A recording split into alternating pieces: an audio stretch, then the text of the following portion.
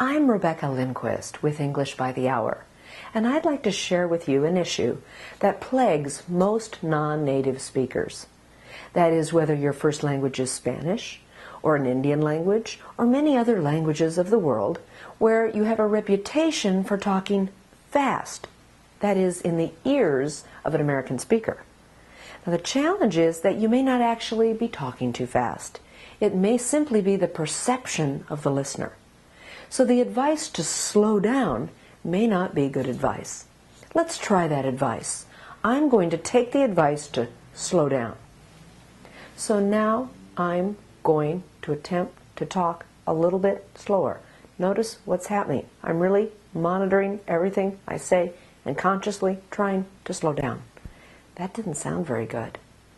My suggestion to you is that that advice isn't very good. What do you want to do instead?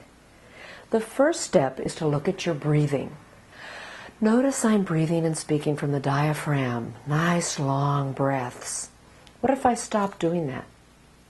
Most non-native speakers speak in this region, clavicularly or thoracically. If I speak thoracically, it sounds like this. It sounds like I'm talking a little bit faster. And notice that my chest is going up and down a bit because I'm no longer breathing from the diaphragm, and so it sounds like I'm talking too fast. I'm actually delivering at the same pace. I'm merely changing my breath. The second step is to move your mouth, especially in terms of clarity. If I don't move my mouth very much, I just restrict the movement. Notice that my speech is more muffled and harder to understand. Even if I pronounce the words correctly, if I restrict my mouth movement, I'm not as easy to understand. Therefore, people may ask me to slow down so they can understand me better.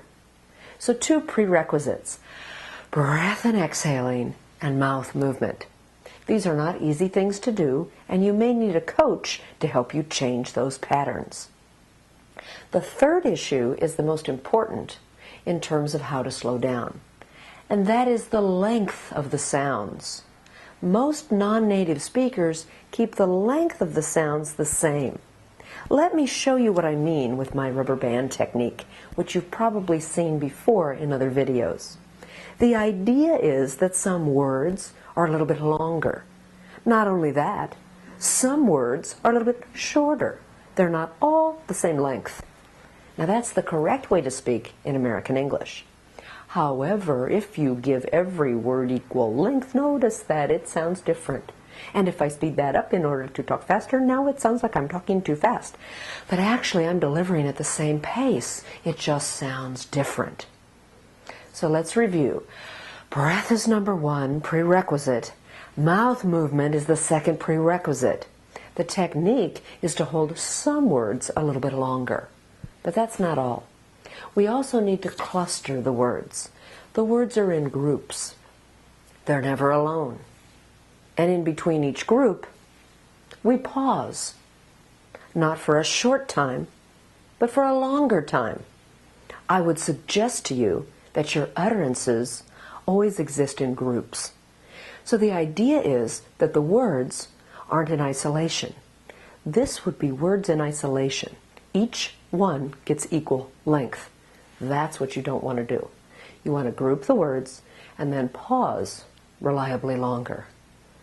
If you do these techniques and follow the prerequisites I mentioned, you will create a tremendous result in your speech that will make your listeners see in their eyes, or more likely in their ears, more importantly in their ears, that you're speaking more slowly.